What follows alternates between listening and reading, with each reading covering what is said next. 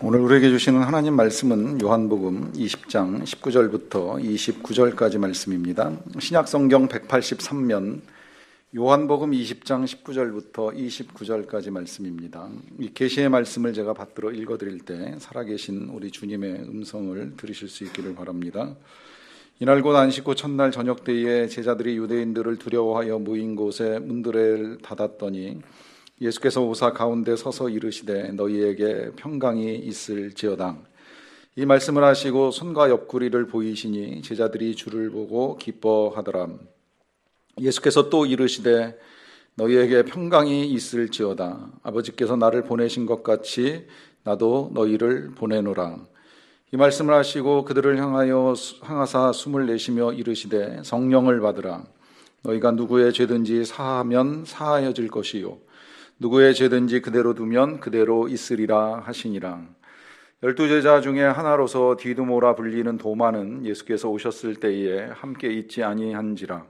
다른 제자들이 그에게 이르되 우리가 주를 보았노라 하니 도마가 이르되 내가 그의 손에 못자국을 보며 내 손가락을 그 못자국에 넣으며 내 손을 그 옆구리에 넣어보지 않고는 믿지 아니하겠노라 하니라.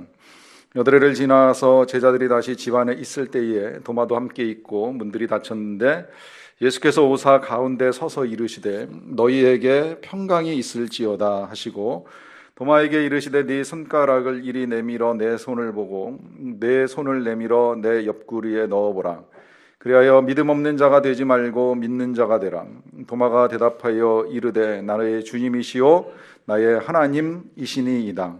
예수께서 이르시되 너는 나를 본고로 믿느냐? 보지 못하고 믿는 자들은 복되도다 하시니라. 아멘.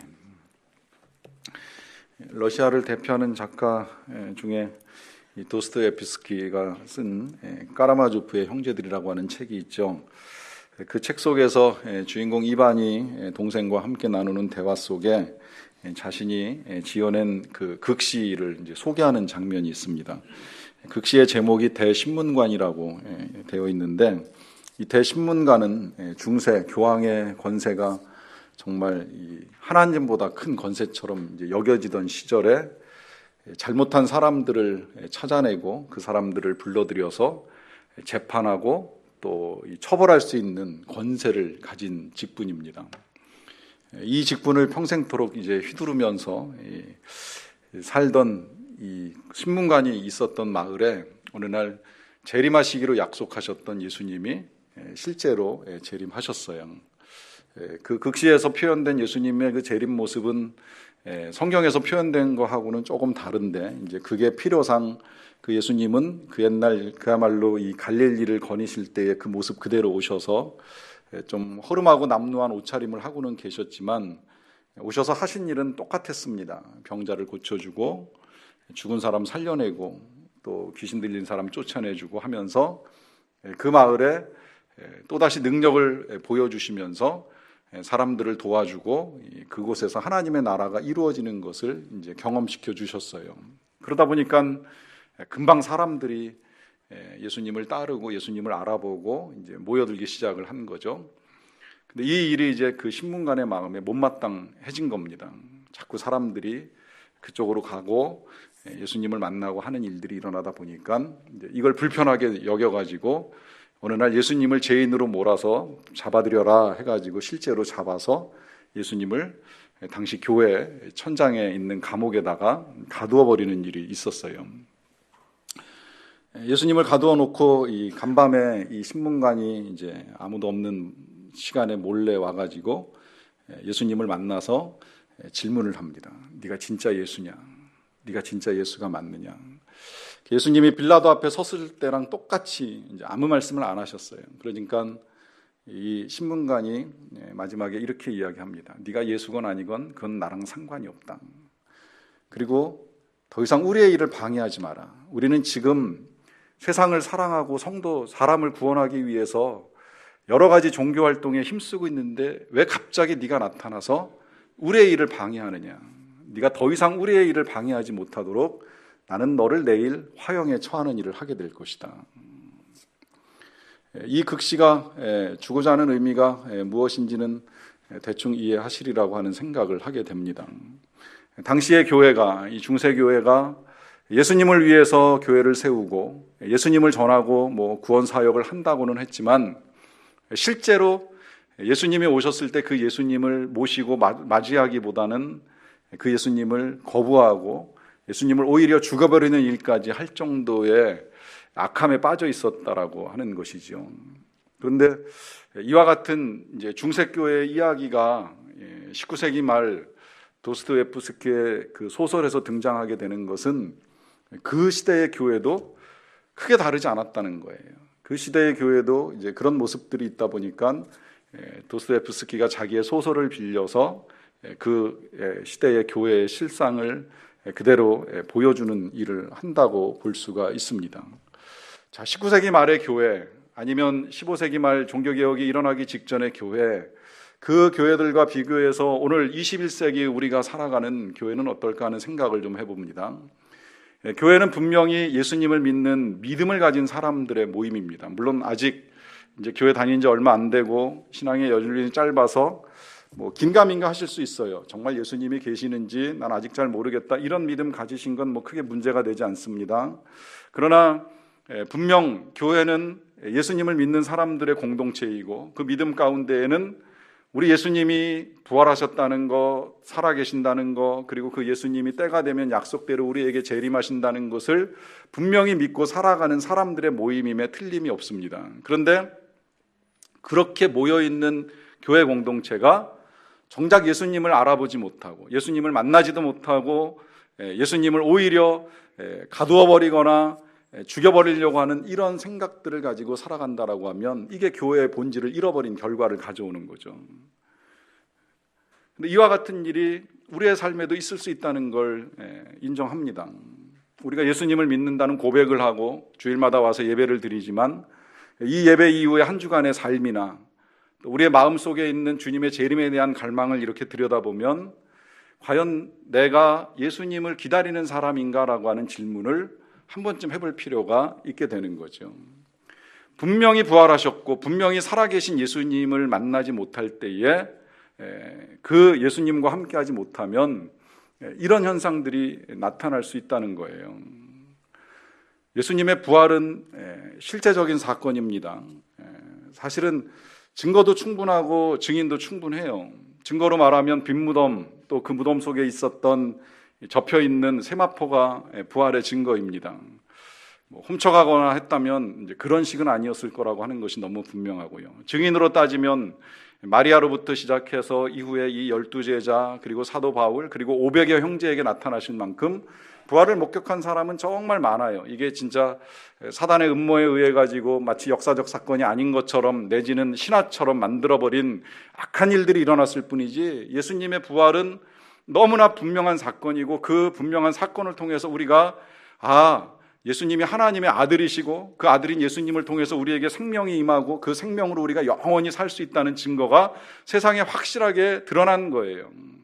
그런데 이 사실을 믿지 못하면 이제 나타나는 현상들이 몇 가지가 있는데, 그 현상들을 실은 예수님이 부활하셨다는 소식을 가장 가까이에서, 정말 우리처럼 이렇게 전해서 들어온 사람들이 아니라 가장 가까이에서 함께 있었던 사람, 제자로 같이 예수님을 쫓아다녔지만 여자라는 이유 하나 때문에 가까이 할 수 없었던 그 여자로부터 들었던 사실조차 받아들이고 믿는 걸 굉장히 힘들어하는 제자들을 보게 됩니다. 이제 그러다 보니까 나타나는 반응이 두려움이에요. 오늘 그들의 두려움을 19절에서 이렇게 우리에게 설명을 해줍니다. 이날 곧 안식 후 첫날 저녁 때에 제자들이 유대인들을 두려워하여 모인 곳에 문들을 닫았다 그래요. 제자들이 지금 두려워서 문을 걸어 잠그고 모여 있습니다. 그 두려워하는 이유는 유대인들 때문이라 그랬어요. 왜 유대인들 때문인지는 어렵지 않죠. 예수님이 유대인들에 의해 가지고 며칠 전에 십자가에서 채찍 맞고 창에 찔리시고 피 흘리고 돌아가셨어요. 그리고 자기 자신들은 그 예수님을 추종하고 따랐던 사람들입니다. 열심히 추종하고 따르다가 지도자가 무너질 때에 그 밑에 있던 사람들의 그 불안감 다 아시죠? 저분이면 내가 권세를 질 수 있다라고 생각을 했는데 권세를 지기는커녕 그 사람이 힘없이 몰락하는 걸 보면 그 옆에 붙어있던 사람들 다 흩어지고 두려움에 사로잡히는 거예요. 지금 이 제자들이 그런 상황에 놓여 있었어요. 자기의 가장 강한 지도자로 보였던 예수님이 그렇게 힘없이 십자가에서 죽는 광경을 다 보거나 듣거나 하고 나서 보니까 그럼 그 다음에 남은 우리는 어떻게 될까? 이 두려움을 견딜 수가 없는 겁니다. 거기다가 어쩌면 혼란함도 있을 거라고 그냥 제가 추정을 하는데요, 그렇게 죽은 예수님이 세 번째 날 살아나셨다라고 하는 소식을 전해 듣게 된 거예요. 이건 더 어려운 거죠. 사람이 살아난다는 것도 믿기 힘든 데다가 또 살아나신 다음에 그분을 만나는 건 더 힘든 일이 돼버린 거예요. 며칠 전에 큰 소리 치면서 절대 우리가 당신을 떠나지 않습니다, 다 버려도 나는 안 버립니다, 큰 소리 쳤는데 정작 그 예수님 버리고 부정하고 모른다 그러고 도망쳤는데 그분이 살아서 한 사람을 만났고 또 사람들을 만나기 위해서 나타나신다라고 하면 이거 어떻게 만나는가? 무슨 낯으로 만나는가? 나 같은 사람을 그분이 만나면 어떻게 나를 대하실까? 이 불안감이 겹쳐지면서 그들은 모여서 우리는 이제 어떻게 해야 되느냐 하는 의논을 할 수밖에 없는 상황에 놓이게 되었습니다. 놀라운 건 이제 그럴 때 이 예수님이 이들을 찾아오셔가지고 제일 먼저 하신 말씀이 바로 이 말씀입니다. 너희에게 평강이 있을지어다. 너희에게 평강이 있을지어다. 이 말씀은 오늘 저와 여러분들이 읽은 본문에서 이제 3번이나 반복이 돼요. 3번. 물론 마지막 한 번은 이제 조금 시간이 지난 다음에 하시는 말씀이지만 일단 이 제자들을 찾아오셨을 때 예수님이 2번 반복해서 너희에게 평강이 있을지어다 라고 하는 선포를 연이어 2번 해주시는 걸 볼 수 있습니다. 이 사실을 통해서 일단 우리가 몇 가지를 분명히 정리할 수 있는데요, 첫째, 우리 예수님은 살아계신다는 거예요. 부활하셔서 무덤을 열고 도망가신 분이 아니라 영원히 살아계신 하나님의 아들이신 것이 틀림이 없습니다. 그리고 그 예수님이 찾아오세요. 누구라도 찾아가실 수 있어요. 만나기를 원하세요. 특히 이 제자들, 지금 두려움과 불안 가운데 빠져있는 이 제자들의 상태를 알고 계시는 거예요. 그러니까 그 제자들을 찾아오셔가지고 제일 먼저 하시는 말씀이 이 말씀이에요. 무섭지? 평강이 있을지어다. 축복하고 선포해 주십니다. 너무 중요해서 한번 다시 이 예수님이 우리의 삶에도 동일한 분이라는 걸 이렇게 정리해 드립니다. 우리 예수님은 그때로부터 지금까지 동일하게 살아계십니다. 지금도 살아서 이 자리에서 우리의 예배를 받고 계시기 때문에 우리가 예배를 드릴 수 있는 거예요. 그 2000년 전에 잠깐 깨어났다가 또 세상 떠나셨다면 우리가 믿고 예배할 이유가 하나도 없습니다. 그러나 지금도 살아계시기 때문에 우리가 예배하고요, 그 살아계신 예수님은 우리 각 사람을 찾아오십니다. 여러분들의 삶의 자리에 찾아가십니다. 언제라도 찾아가셔서 여러분들과 함께하는 거 너무 좋아하십니다. 그리고 여러분들이 살아가는 삶의 자리에서 어떤 형편에 놓여 있는지도 다 알고 계십니다. 그렇기 때문에 오늘도 동일하게 저와 여러분들에게 이렇게 말씀하십니다. 너희에게 평강이 있을지어다. 너희에게 평강이 있을지어다. 이 주님이 우리 안에 계시기 때문에 우리가 평강할 수 있다는 말씀을 해주고 계세요. 그런데 제가 이 자리에서 지금도 평강을 예수님 대신해서 선포해드리기는 하지만 그 평강을 실제로 누리시는지는 모르겠어요. 정말 그리고 이 평강이라는 게 제가 선포하는 만큼 우리가 누릴 수 있는 평강인지도 좀 의문이 생깁니다. 어쩌면 그러다 보니까 여전히 남아있는 그들의 불안감 때문에 예수님이 말씀하셨다고도 볼 수 있겠는데요, 22절과 23절에서 예수님이 이렇게 이제 말씀하십니다. 이 말씀을 하시고 그들을 향하여 숨을 내쉬며 이르시되 성령을 받으라.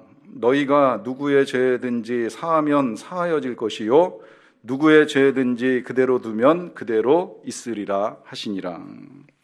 자, 여기서 평강이 있을지어다 선포하신 예수님께서 이제 2가지를 당부하세요. 하나는 성령을 받아라. 또 하나는 누구의 죄든지 용서해라. 2가지가 정말 필요하고 중요합니다.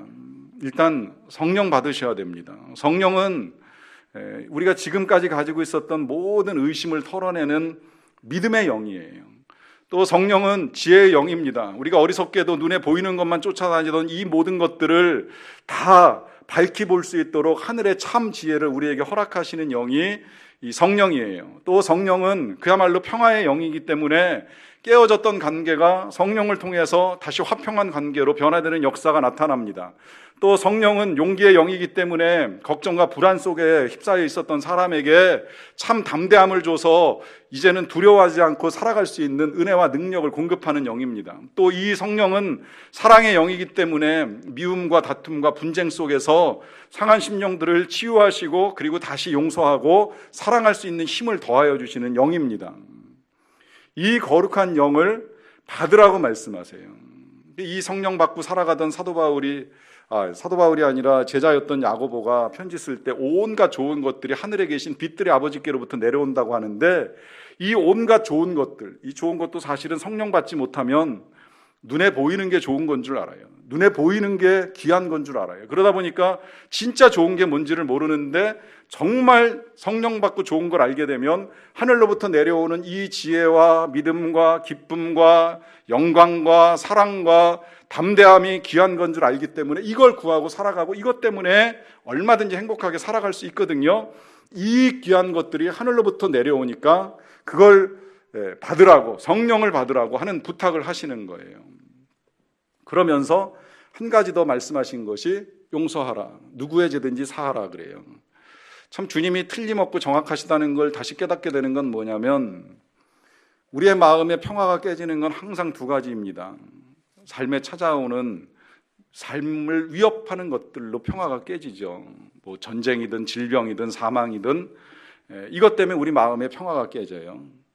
그러나 이제 그런 것들 아니라면, 그야말로 병 없고 전쟁 안 나고 뭐 사망 없으면 한 가지 우리의 마음의 평화가 깨지는 건 관계에서 깨집니다. 사람들과의 사이에서 별것도 아닌 말 한마디, 듣지 말아야 될 이야기들, 보지 말아야 될 상황들로 인해서 마음의 평화가 깨지면 이 또한 여전히 우리의 마음을 힘들게 하는 일이 일어납니다. 그러다 보니까 주님이 말씀하시는 거예요. 사해라, 누구의 죄든지 사해라. 너희가 사해야 사하여질 것이요, 너희가 사하지 않으면 그대로 있을 거라고 말씀하시면서 용서를 말씀하세요. 그런데 늘 들을 때 생각하는 건 이게 제일 어렵잖아요. 용서하는 게 세상에 제일 힘들잖아요. 아무리 예수 믿고 살아가도 말씀 따라 살려고 했어요. 차라리 우리가 늘 그런 얘기해요. 성경 보는 게 쉽고 기도하는 거 쉬운데 용서하는 건 정말 어렵다, 이런 생각 가지고 많이 살아가잖아요. 자, 그러면 예수님을 통해서 한번 다시 생각을 해보는 겁니다. 예수님은 용서가 쉬우셨을까? 또 예수님은 용서를 하셨을까? 제가 서두에 이 제자들이 지금 모여서 예수님 나타나시기 전에 가지고 있었던 두려움과 혼란을 여러분들에게 말씀을 드렸어요. 그들의 두려움은 유대인들로 인하여 죽임을 당할지도 모른다는 두려움이었고요. 혼란스러움은 부활하신 예수님이 살아나셨다는데 이 예수님을 무슨 낯으로 다시 볼 수 있을까에 대한 혼란함이죠. 그런데 그 예수님이 그들을 찾아오셔가지고 지금 평강을 선포하시면서 두 가지 명령하셨잖아요. 하나 성령 받아라, 하나 용서하라. 자, 우리 예수님께서 용서하시지 아니하시면서 제자들에게 용서하라고 말씀하실까요? 우리 예수님은 절대 예수님이 하시지 못하는 일을 우리 보고 하라고 하시는 일은 없습니다. 예수님이 고난을 겪지 아니하시면서 너희만 고난을 당하라고 하시는 법은 절대 없습니다. 예수님께서 사랑하지 아니하시면서 너희는 서로 사랑하라고 말씀하신 것이 절대 아니지 않습니까? 예수님이 용서하지 아니하시면서 지금 제자들에게 너희들 용서해라 말씀하시는 거 절대 아닙니다. 예수님은 이미 용서하시고 제자들을 만나신 거예요. 그러니까 제자들에게 자신 있게 선포하시는 거예요. 너희도 네 죄든지 사하라. 왜 또 그리고 이 말씀을 하실까요? 이 용서를 통해서 우리의 마음에 묶여있던 것들을 풀어낼 때에 우리가 하나님을 향하여 제대로 고개를 들 수 있고, 그때 하나님이 우리에게 부어주시는 성령으로 더욱 충만할 수가 있기 때문입니다. 놀랍게도 우리가 갖고 있는 이 미움은 하나님께 집중하는 걸 굉장히 방해합니다. 왜냐하면 그 사람이 너무나 크게 내 마음속에 자리를 잡고 있기 때문에 그 사람만 보일 뿐 하나님을 보는 것이 굉장히 어려워집니다. 정말 하나님을 보고 성령을 받고 그 성령을 통해서 달라진 인생을 살기를 원한다면 용서하라 하는 말씀을 지금 하고 계시는 거예요. 실제로 이 말씀 따라 변화된 제자들이 보여주는 삶이 이 요한복음 이제 넘어가서 사도행전 한 3장 4장만 읽으면 금방 나타나요. 이들이 성령을 받았어요. 간절한 마음으로 한 열흘 동안 기도하면서 예수님의 약속하신 것을 구하고 기도하더니 끝내 받았어요. 이제 그렇게 보면 여러분 듣고 말지 마시고 기도하세요. 정말 주의 영을 간구하세요. 목마른 심령으로 좀 하나님께 나와서 간구하는 시간을 더 가지세요. 분명히 구하는 자에게 좋은 것으로 주시겠다고 약속하셨고 그 좋은 것은 성령이라고 누가복음에서 분명히 가르쳐주고 있기 때문에 성령을 갈망하며 기도를 하세요. 그저 내가 구하지도 않는데 주시면 주시고 말면 말고 생각지 마시고 정말 간절한 마음으로 주시면 우리가 이미 요한복음 7장에서 본 대로 우리의 배에서 생수의 강처럼 넘쳐나는 성령의 충만함을 우리가 경험할 수 있습니다. 그 경험한 제자들이 어떤 걸 보여주느냐면 담대해졌어요. 좀 전까지만 해도 두려워 떨고 문을 닫아서 숨어있던 이 제자들이 문을 활짝 열고 나가서 예루살렘에 사람들 모여있는 자리에서 예수님을 전합니다. 당신들이 십자가에 못 박아 죽인 이 예수를 하나님이 살리셨다. 분명하게 선포하는 거예요. 두려움이 없어요. 그러다 잡혀가요. 감옥에 들어가요. 그리고 협박을 받습니다. 전하지 말라는 협박을 받는데도 또 분명히 이야기합니다. 우리가 하나님 말씀을 듣겠느냐, 사람들의 이야기를 듣겠느냐, 선포하고 또 예수님을 전하는 일들을 합니다. 그러다가 죽을지언정 이미 예수의 그 영원한 생명이 자신들 안에 있다는 걸 너무나도 분명하게 믿고 알고 있기 때문에 이젠 더 이상 두려움에 사로잡히는 일은 없습니다. 거기다가 이 제자들이 살아가는 모습 속에서 보면 진짜 놀라운 성령의 역사예요. 여기 이 요한복음을 쓴 요한이나 또 예수님의 제자 가운데 베드로는 굉장히 치열한 경쟁 관계에 있던 제자입니다. 사역을 한다고 해서 예수님을 따라다닌다고 해가지고 다 서로 사랑하는 건 절대 아닙니다. 저도 과거에 경험을 했던 일이 있기는 있습니다만 최근에도 다시 확인하게 되는 건 어느 교회에서 목사님, 연세 드신 목사님 그러더라고요. 이 교역자들이 2명, 3명일 때가 제일 힘들다. 차라리 많으면 좀 덜한데 2명, 3명일 때는 그 사이에서 알게 모르게 시기와 경쟁이 나타나가지고 이 교역자들이 서로 사랑하는 게 참 힘들다라고 하는 말씀하시는데 경험상 보면 정말 그런 것 같아요. 제가 그래서 우리 교회 교역자들하고도 그 얘기 1-2차례 했어요. 우린 경쟁하기로 따지면 다 둘씩이라 정말 위험하다. 목사도 둘이고 전도사도 둘이고 여자 전도사도 둘이고 심지어 사모까지 둘이니 이게 경쟁 관계가 되려면 정말 치열하게 경쟁 관계가 될 수 있는데 그건 분명히 주님이 원하시는 건 아니다. 우리가 먼저 하나 되고 우리가 함께 사역하지 않으면 우리의 사역이 헛된 것이 될 수 있다는 이야기하면서 그 경쟁의 위험성들을 미리 이야기하는 일이 있었습니다. 근데 이 베드로가 요한과 그랬어요.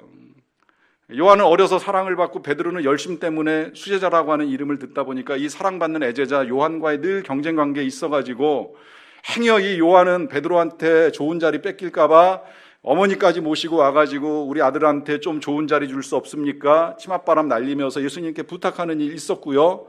또 이 베드로는 마지막 부활하신 예수님 만났을 때 다음 주에 이제 우리가 보게 될 터인데 만났을 때 끝까지 물어봐요. 얘 요한은 어떻게 돼요? 궁금한 거예요. 나는 주님 위해서 일하면 얘 요한은 지금 어떻게 돼요? 그러고 물어봐요. 이게 성령 받기 전에 치열한 경쟁 속에 있었던 이 제자들의 모습입니다. 그런데 성령 받은 이 제자들 어떻게 변하느냐? 둘이 남자들이니까 손을 잡았을 것 같진 않은데 나란히 예루살렘의 성전에 기도하러 올라갑니다. 올라가다가 성전 앞에 있는 환자 보고 함께 일으켜 세우는 역사를 보여줘요.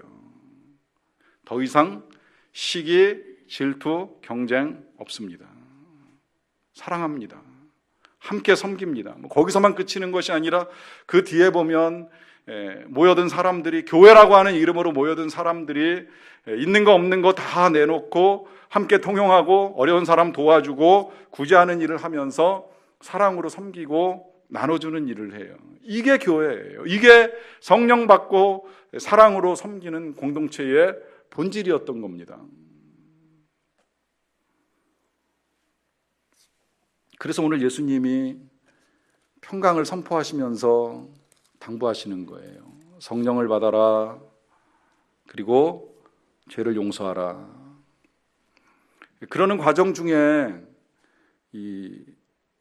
예수님이 부활하셨다는 말씀을 이제 전해 듣기만 하고 이 현장에 없었던 사람이 한 사람이 있었어요. 그 사람이 이제 우리가 잘 알고 있는 도마입니다. 이 도마가 두 번이나 예수님을 볼 기회를 놓치고 난 다음에 제자들을 통해서 들었어요. 제자들이 우리 예수님 여기 다녀가셨다 하는 이야기를 들은 거예요. 그러다 보니까 이제 말하는 거죠. 난 못 믿겠다. 나는 그 예수님 상처 내 눈으로 보고 못자국 만져보고 그 옆구리에 손가락 넣어봐야지 진짜 그분이 부활하셨는지를 확인할 수 있겠다라고 하면서 의심을 제기합니다. 이 의심에 대해서 이제 과거하고 오늘날 해석이 좀 달라지긴 했어요. 과거에는 이런 의심이 잘못됐다고 이제 보기도 하지만 또 이제 오늘날에는 믿음으로 가기 위한 긍정적 의심이 아니겠느냐 이제 이렇게 보기도 하는데 뭐 어떻게 보든지 관계없이 예수님이 분명하게 그에게 다시 나타나셔가지고 보여주셨어요. 그 상처난 모든 걸 다 보여주시면서 자, 만져봐라, 넣어봐라 그래요. 이때 도마가 실제로 넣어보고 만져봤는지는 모르겠지만 그 예수님 만나고 나서 오늘 분명하게 고백을 합니다.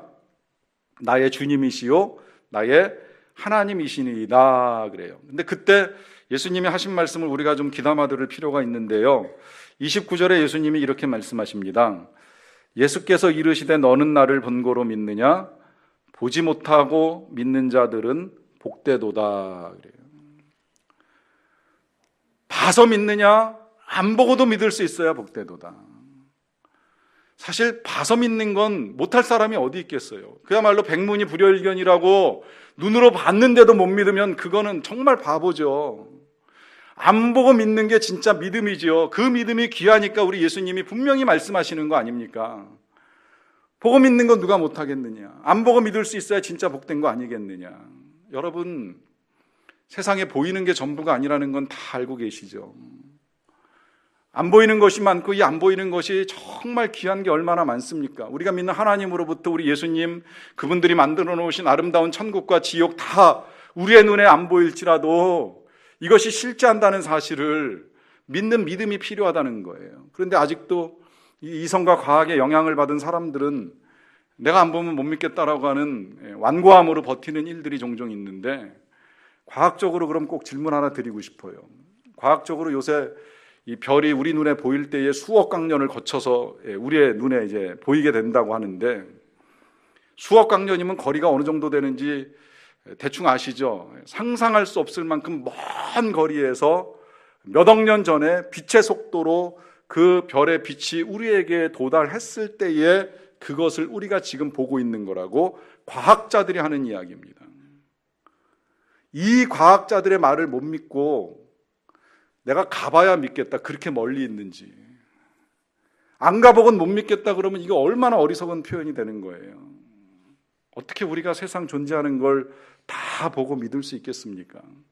사랑이라고 하는 거 눈에 뜨이지 아니하여도 그 사랑의 행동과 현상들을 통해서 아, 여기 사랑이 넘치는구나 라고 하는 걸 우리가 느낄 수 있는 것처럼, 비록 우리 눈에 보이지 아니하지만 안 보이는 걸 우리가 믿을 수 있는 믿음이 필요합니다. 그 믿음이 바로 부활하셔서 살아계신 예수님이 지금도 살아계셔서 이 자리에서 우리의 예배를 받으시는 것, 또 우리 안에 거하시는 것, 이 예배가 끝나고 나갈 때에 우리와 함께 가시는 것, 함께 가셔서 우리가 살아가는 삶의 자리인 가정과 일터에, 아이들의 학교에, 학원에, 어떤 자리에나 늘 함께 계시는 것, 이 사실을 믿고 살아가는 믿음이 필요합니다. 유대인들은 이 하나님의 아들 살아계신 예수님을 무덤에다 가두면 끝난다고 생각을 했어요. 그런데 그 예수님이 무덤문을 열고 살아계시기 때문에 나오실 수밖에 없잖아요. 자, 그 예수님이 살아계신 것을 깨닫게 된 사람들이 모여서 교회를 이루었습니다. 그런데 교회가 세월이 흘러오면서 그 예수님을 교회당 안에다가 가둬버린 것 같아요. 마치 소설의 대신문관처럼 예수님을 교회 안에다 가두어 놓고 나갈 때는 따라오지 마세요. 내 맘대로 살아가는 일상에 있어서 쫓아오지 마시고 귀찮게 하지 마시고 필요할 때 찾거들랑 그때 와서 좀 도와주시든지 하시고 그 능력도 없으시면 마시고 하면서 우리가 예수님을 그렇게 가둬버린 것은 아닌가라고 하는 생각이 들게 됩니다.